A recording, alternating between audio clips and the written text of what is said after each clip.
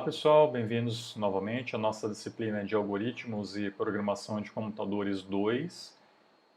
Essa é a nossa videoaula de número 7, onde a gente vai aprender nesta semana alguns conceitos básicos sobre algumas estruturas de dados que são bastante importantes e úteis para a área de computação. A ideia é que vocês possam ter essa noção geral sobre elas, para que vocês tenham certa familiaridade e que, principalmente para os alunos da computação, vocês vão aprender em mais detalhes sobre essas estruturas mais adiante no curso de vocês. Então vamos começar essa semana, nesta videoaula, aprendendo um pouquinho sobre as pilhas, que é uma das estruturas de dados, né, que a gente vai ver neste curso. Então a gente pode começar esse assunto com uma motivação. Então imagina que eu tenho um problema que eu estou começando a executar aqui a função A, e essa função A ela é implementada por meio de impressão de alguma mensagem, algum caractere na tela, e daí ela mesma faz a chamada de outras funções. Então você começa lá imprimindo o caractere A, depois ele faz uma chamada para a função C. Neste caso aqui, né, a partir desta linha, ele começa a executar a função C, imprimindo lá o caractere C na tela. Aí ele continua a função C na linha 2, fazendo uma chamada à função D. A função D inicia a execução dela, né, imprimindo o caractere D. Aí ele retorna, né, esse return aqui ele retorna para a função anterior que ele estava antes, que chamou essa função D. Neste caso, pessoal, até que é fácil a gente saber qual que é a função anterior que chamou ela, porque logo, a gente já sabe que está logo aqui, né? Mas em certas situações acaba sendo complicado de você lembrar, né, qual que foi a função que chamou uma outra função, porque isso pode ser feito de maneira recursiva ou uma função chama outra função, que chama outra função, que retorna, que depois chama outra função. Então, o resultado, né, da execução da função A vai depender então de você ter que fazer uma análise de todas essas execuções, dessas quatro funções que estão aqui, e lembrando, né, qual que foi aquela função anterior que chamou aquela que acabou de finalizar. Então a dificuldade de fazer esse cálculo é exatamente esse, né? Você lembrar, né, qual foi essa função que estava antes e como possíveis soluções, né? Quais seriam as soluções para poder resolver este tipo de problema. Então a dificuldade aqui é essa, né? O que estava sendo executado quando uma função foi interrompida? Para onde voltar agora que se chegou ao fim de uma função? Tá? Então, qual que seria a solução? A solução é, a cada chamada de função, armazenar o endereço de retorno, que pode ser, por exemplo, o nome da função e o número da linha onde você estava. E aí, como armazenar o endereço de retorno dessas chamadas sucessivas? Então, para isso, é onde a gente pode utilizar o conceito de pilha. Então, vamos entender o porquê disso, né? Então, qual que é a definição de pilha? Então, uma pilha é uma estrutura para armazenar um conjunto de elementos que funciona da seguinte forma. Então, novos elementos sempre entram no topo desta pilha e o único elemento que se pode retirar de uma pilha em um dado momento é o elemento que está neste topo. Então imagina que uma pilha é exatamente como se fosse, por exemplo, uma pilha de pratos ou uma pilha de livros. Então você tem essa pilha, você começa a inserir esses elementos sempre no topo da pilha E para você remover um elemento, você só pode remover o elemento que está lá no topo. Porque se você remover algum elemento que está abaixo e tenha elementos acima dele, a pilha pode cair, pode desmoronar. Então é sempre a remoção desses elementos é sempre do topo, né? O último elemento que entrou nesta pilha vai ser o primeiro elemento a ser removido. Principais usos: modelagem de situações onde é preciso guardar para mais tarde vários elementos e lembrar sempre do último elemento que foi armazenado. Então, no caso daquele problema que a gente tinha no início, que é a chamada de funções, a gente pode empilhar, e para empilhar a gente tem um nome específico para isso, que é o push. Então, a gente empilha o endereço para retornar depois e passa a execução para aquela nova função que foi chamada. E a cada comando de return daquela função que finalizou, a gente desempilha, e para isso a gente tem um nome específico, que é o pop. Então a gente desempilha o último endereço que foi armazenado e passa a executar a partir daquele endereço desempilhado. Então olha só aqui como que funcionaria a nossa pilha para este exemplo aí de chamada de funções. Então aqui a nossa pilha está vazia. A gente começa chamando a função A. Nessa chamada, ele imprime o caractere A, né? Aí depois ele tem uma chamada para a função C. Nesta chamada para a função C, a gente armazena na pilha a função que ele estava antes, que é a A, e a próxima linha que deve ser executada quando retornar desta função C, que no caso está aqui, né? Então a função A e a linha 3, que é a próxima linha a ser executada. E aí a gente passa a execução para a função C. A função C, ela vai imprimir o caractere C na tela e vai fazer uma chamada à função D. Antes de executar, né, a função D, a gente deve empilhar a função que a gente está atualmente, que é a C, e a próxima linha após essa chamada, que é a linha 3 da função C. Então aqui é onde a gente está empilhando a função C e a linha 3 lá na pilha. Passamos a execução para a função D. A função D vai imprimir D. E aí a gente tem aqui o nosso primeiro return. Então, nesse return, o que acontece? A gente vai desempilhar um elemento da pilha. Desempilhar um elemento da pilha envolve eu pegar o elemento que está lá no topo e retornar ele, né, remover da pilha, que no caso é o C3. Então, no C3 a gente sabe qual que é a próxima instrução a ser executada, que seria da função C, linha 3, que é exatamente essa daqui. Tá? Na função C, linha 3, a gente tem mais um return. Nesse return, o que vai acontecer? A gente vai desempilhar mais uma vez da pilha. Então, a gente vai desempilhar o elemento que está no topo da pilha, que é o A3. Então, esse A3 indica para a gente qual que é a posição que deve ser executada, que é na função A, linha 3. Exatamente esta linha que está aqui. Essa chamada envolve essa linha, né, envolve uma chamada à função B, e aí é onde vai seguir adiante, né, esse processo, tá? Então aqui ele vai começar a executar, né, todos esses passos aqui, ó, até o final da execução de todo o programa, tá bom? Então, operações usuais de pilha. A gente tem lá o push, que é inserir um elemento na pilha. A função pop, que é desempilhar o elemento que está no topo. A função top, que é acessar um elemento do topo, mas sem desempilhar ele. E a função impet, que é verificar se a pilha está vazia ou não.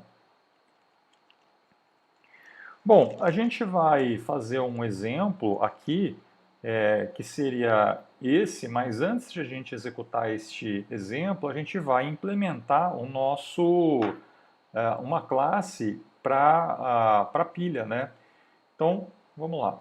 Então, pessoal, eu já estou aqui na minha IDE PyCharm. Eu vou criar inicialmente uma classe chamada de pilha. Nessa classe, a gente vai definir a nossa função init, que, como a gente viu, né, nas nossas videoaulas sobre programação orientada a objetos, a função init é chamada automaticamente quando a gente cria um objeto desta classe pilha. O que a gente vai fazer dentro desta função init? A gente vai inicializar uma lista que vai ser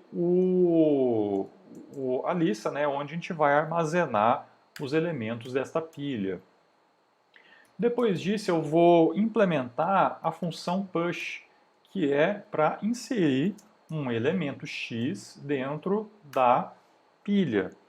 O que eu vou fazer ali dentro? Eu vou usar a nossa lista interna e vou chamar a função append para inserir no final, né, no final do lado direito, né, da nossa lista, esse elemento X. Vou ter também a função pop, que é para remover um elemento da pilha. O que eu vou fazer? Eu vou verificar inicialmente se o comprimento, se o tamanho, né, da lista, ela é maior do que zero, porque para eu remover um elemento da pilha, ela tem que ter pelo menos um elemento ali dentro. E aí, se essa condição for verdadeira, eu retorno o self.data.pop de -1. Esse -1 indica que eu vou pegar o elemento, o último, né, elemento que eu tinha, né, na minha lista. Esse aqui é o elemento mais à direita. Também posso implementar a função top. A função top ela vai fazer também o mesmo processo da função pop, que é verificar se a lista tem pelo menos um elemento inserido. Se ela tiver, a gente retorna o self.data da posição -1. Repare que aqui, pessoal, eu estou simplesmente consultando o último elemento lá da lista. Na função pop, realmente eu removo, por meio da função pop implementada na própria estrutura lista, tá, do Python, a gente remove de fato o elemento da lista. Aqui não, aqui a gente simplesmente consulta aquele elemento. E aí, por fim, a gente tem a função empty, que vai verificar se a pilha está vazia ou não. Tá? Com isso, a gente vai implementar por meio de um return, not, len, tamanho, né, da lista, se isso daqui é maior do que 0. Tá? Ele vai retornar verdadeiro caso a pilha esteja vazia e falso caso ela não esteja vazia. Tá bom? Então, essa foi a implementação da nossa classe pilha. Aí agora a gente vai instanciar uma pilha.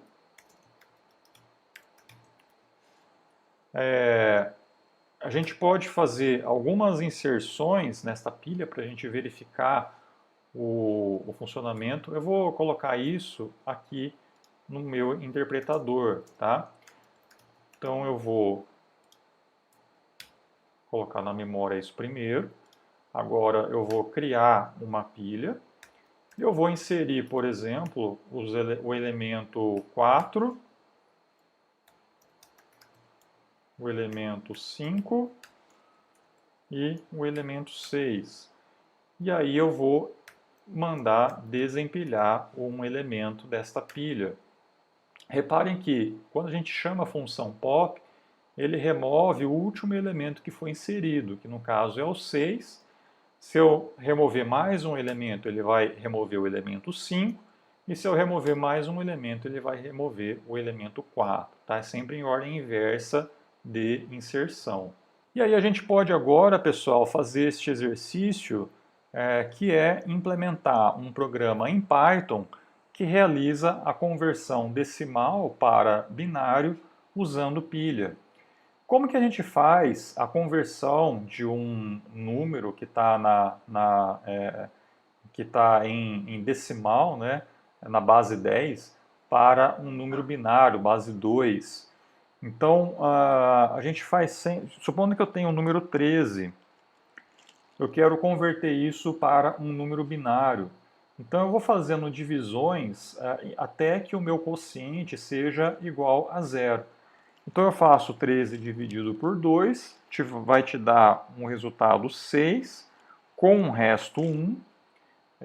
Depois eu faço a divisão novamente do quociente por 2, vai te dar um valor 3 com o resto 1. Faço a divisão novamente por 2, vai te dar o valor 1 com o resto 1. Depois eu faço a divisão novamente, que vai te dar o valor 0 com o resto 1. Quando esse quociente aqui for 0, a gente para. Quando para, a gente consegue, analisando os restos dessas divisões sucessivas, esse valor vai ser o número binário do número que a gente estava, no número 13, né, que a gente tinha aqui. Só que isso em ordem inversa. Então, pegando o 1 daqui e voltando, a gente tem os bits, né? 1, 1, 0 e 1.